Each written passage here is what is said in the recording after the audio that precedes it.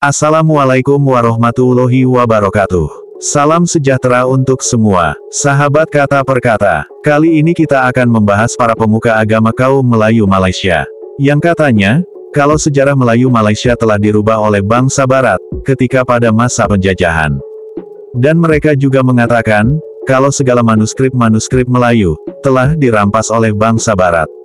Sepertinya tidaklah mungkin, karena di tanah semenanjung ujung Medini, masih berdiri istana raja-raja yang di Pertuan Agung kebanggaan hamba-hamba kaum Melayu tanah semenanjung ujung Medini. Yang sekarang sudah menjadi negara Malaysia. Mengapa demikian? Karena seharusnya semua itu masih terjaga dengan baik, karena masih adanya raja-raja Melayu semenanjung ujung Medini yang di Pertuan Agung. Para raja-raja pastinya menyimpan itu semua, agar tidak jatuh ke tangan bangsa Barat. Jadi tidaklah mungkin, bangsa Barat bisa merubah catatan sejarah yang telah tertulis, atau merampas manuskrip, serta naskah-naskah Melayu yang ada di tanah semenanjung ujung Medini. Jika memang benar, seharusnya salahkanlah para raja-raja Melayu semenanjung ujung Medini. Janganlah kalian langsung menyalahkan bangsa Barat, karena para raja-raja Melayu semenanjung ujung Medini, telah salah dalam memilih teman. Untuk itu, sebelum kita membahasnya lebih lanjut, mari kita saksikan video berikut ini. Apabila suatu hari itu, pada tahun lebih kurang dalam 1800 AD. Ini 1800 AD. Ingat, perjanjian London 1820 oleh Stafford Raffles. Maknanya 1800, sekitar 1800 AD itu, Raffles masih ada lagi di tanah Melayu. Ya? Apa yang dia kata? Satu hari, jurnalis daripada Eropah berjumpa dengan satu kapal yang mana orang Minang. Orang yang naik duduk dalam kapal itu adalah orang Minang. Dalam kapal tu penuh emas. Jurnalis tu tanya, macam nak buat report lah kot, mata-mata lah. Dia tanya, kamu ini orang apa? Orang yang dalam kapal tu cakap, kami ini Minang. Siapakah tok nenek kamu? Oh, tok nenek kami Zulkarnain. Kemudian, jurnalis ini, mata-mata ini memberitahu benda ini pada Stafford Raffles. Apa yang Stafford Raffles kata? Orang Melayu selalu suka mendekatkan diri mereka dengan nama-nama besar. Alexander the Great itu tidak mungkin akan menjadi datuk nenek kepada orang Melayu. Hakikatnya, betul lah. Bermaksud Zulkarnain dalam surah Al-Kahfi. Tengok tak? Bagaimana mereka melihat bangsa kita ini sinis tau. Padahal, mereka yang jahil, tidak tahu. Mereka tidak baca Quran, tidak baca tafsir-tafsir Quran. Jadi mereka membuat andaian sendiri. Bukti ini menunjukkan bahawasanya mereka tidak tahu siapa kita.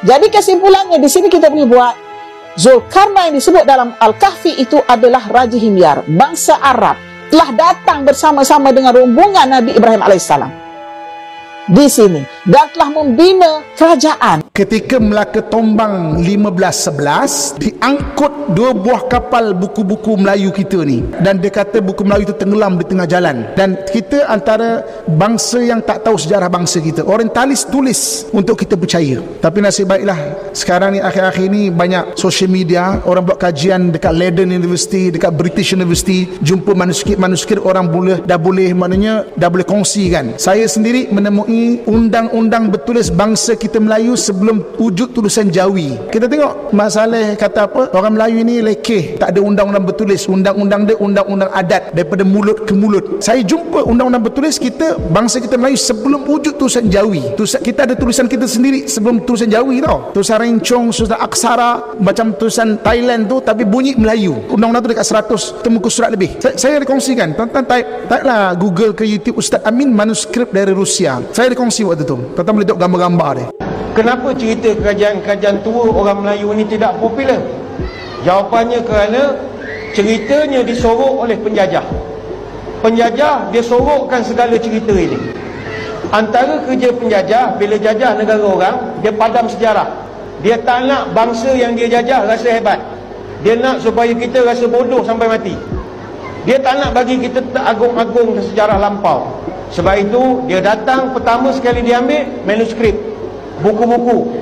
Tuan-tuan kalau nak baca buku sejarah, pergi mana sekarang? Muzium Negara? Perpustakaan Negara? Jawapannya tidak.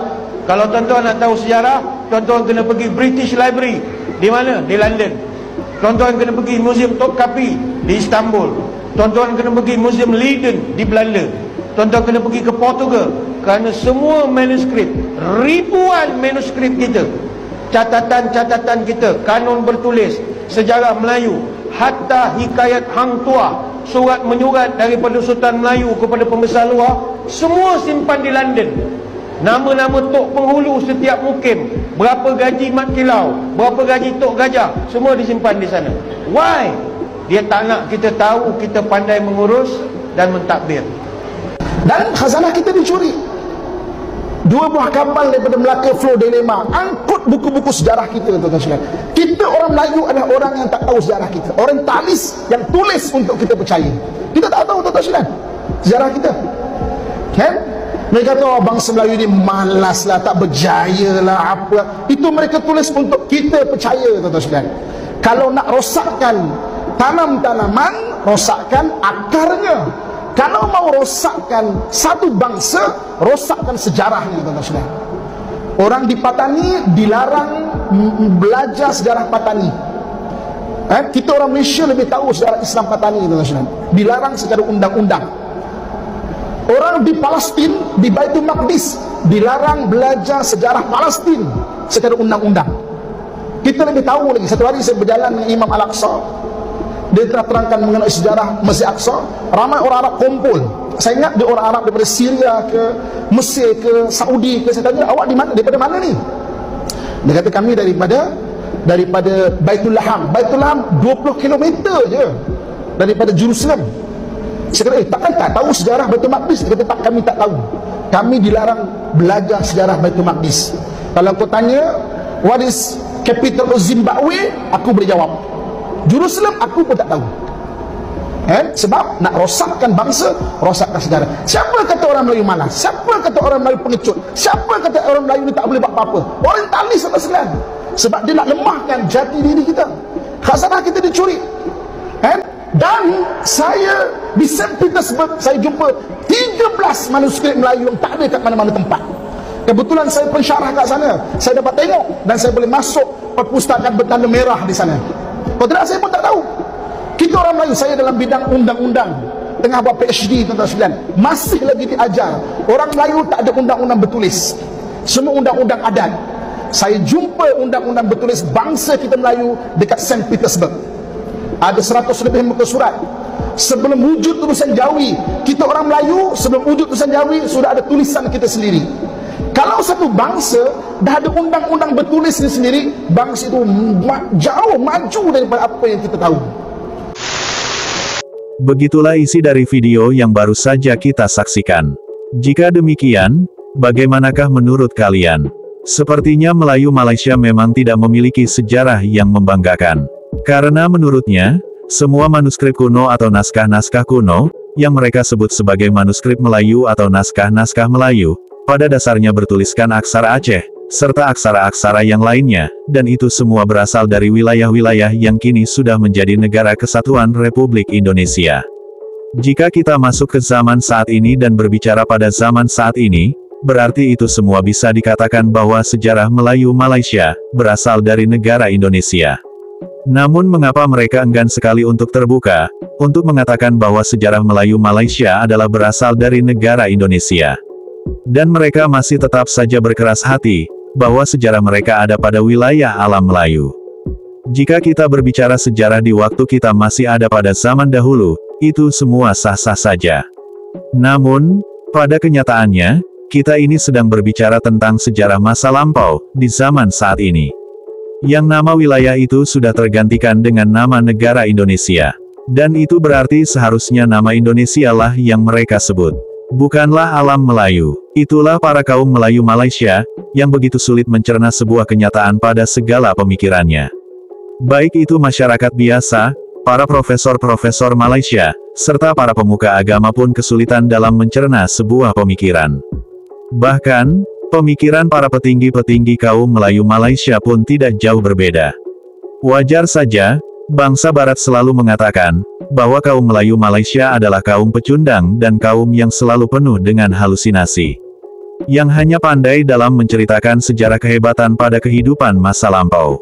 Walaupun sejarah itu tidak terjadi pada wilayah-wilayah yang saat ini menjadi negara Malaysia. Sebenarnya, naskah-naskah kuno atau manuskrip-manuskrip kuno yang dirampas oleh bangsa Barat, adalah dari kaum Melayu yang ada di Indonesia. Tepatnya yang ada di seluruh kawasan Pulau Sumatera. Karena kaum Melayu yang ada di Indonesia sangat tidak suka dengan bangsa Barat atau para penjajah, mereka melakukan perlawanan dalam perang walaupun harus mati dengan kekalahan. Dan ketika dalam kekalahan itulah, para penjajah atau bangsa Barat merampas segala yang dimiliki oleh masyarakat Melayu yang ada di Pulau Sumatera. Namun masyarakat Melayu yang ada di Pulau Sumatera terus melawan, dan bersyukur masih menyimpan sebagian naskah-naskah Melayu kuno serta yang lainnya. Dan masyarakat Melayu yang ada di Pulau Sumatera mencoba untuk menyimpannya. Dan dijadikan sebuah catatan sejarah tanah Melayu di kawasan Pulau Sumatera. Jadi, sepertinya tidaklah mungkin, karena di tanah Semenanjung Ujung Medini masih berdiri istana raja-raja yang di Pertuan Agung Kebanggaan hamba-hamba kaum Melayu tanah Semenanjung Ujung Medini, yang sekarang sudah menjadi negara Malaysia. Mengapa demikian? Karena seharusnya semua itu masih terjaga dengan baik, karena masih adanya raja-raja Melayu Semenanjung Ujung Medini yang di Pertuan Agung. Para raja-raja pastinya menyimpan itu semua, agar tidak jatuh ke tangan bangsa Barat.